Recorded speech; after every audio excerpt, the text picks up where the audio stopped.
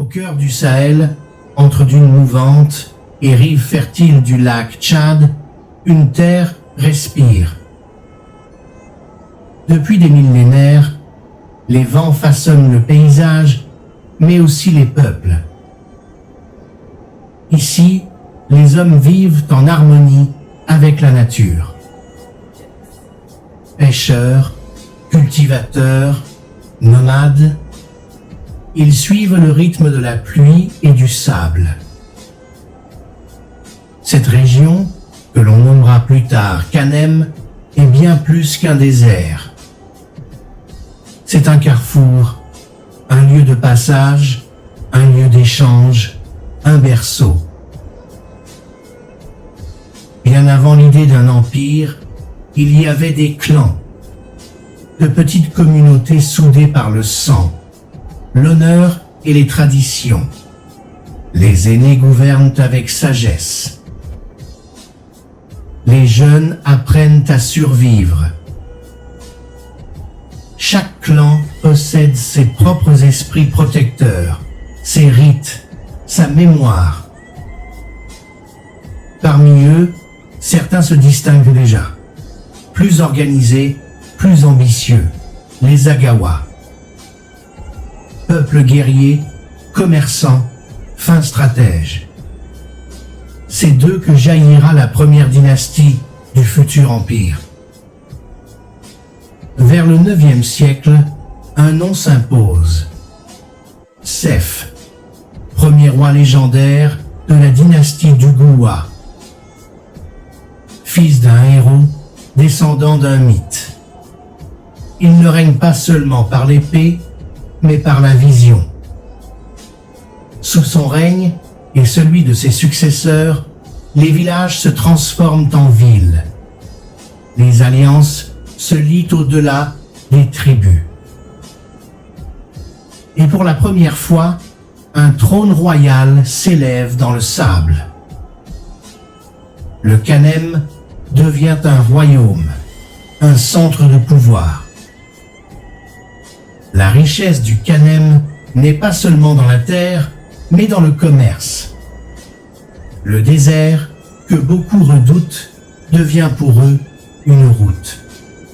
Les caravanes chargées de sel, de plumes, de cuir, d'ivoire et d'esclaves traversent le Sahara jusqu'en Afrique du Nord.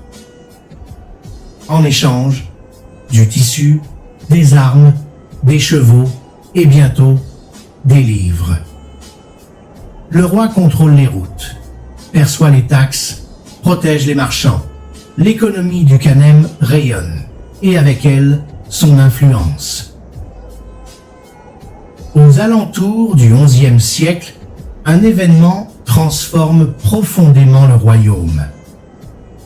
Des érudits venus du nord, parfois de Tripoli, parfois du Caire, franchissent les dunes. Avec eux, l'islam, non pas imposé par le glaive, mais porté par le savoir. Les rois du Kanem adoptent la foi musulmane. Ils construisent les premières mosquées, soutiennent l'apprentissage de l'arabe et accueillent les manuscrits. La religion devient un outil d'unification, mais aussi de légitimation. L'Empire entre dans une nouvelle ère. Le Kanem n'est plus un simple royaume. C'est un empire structuré, dirigé par des souverains éclairés. Une armée professionnelle, un conseil royal, des ambassadeurs jusqu'en Égypte, et surtout, une volonté de durée. De Seth à Meïdounama, la dynastie d'Uguwa jette les fondations d'un pouvoir qui traversera plus de 1000 ans d'histoire. Un exploit rare, une longévité impériale exceptionnelle, même à l'échelle mondiale. Et pourtant, ce n'est que le début, car bientôt, d'autres forces vont surgir. Rivalité interne, nouvelle dynastie et des guerres saintes. Mais ça, c'est c'est une autre page des trônes du Sahel. Le Kanem Bornou n'est pas une légende. C'est notre histoire. Une histoire qu'il est temps de raconter, de revendiquer, de transmettre. Abonne-toi pour découvrir la suite de cette série exceptionnelle sur les empires africains oubliés.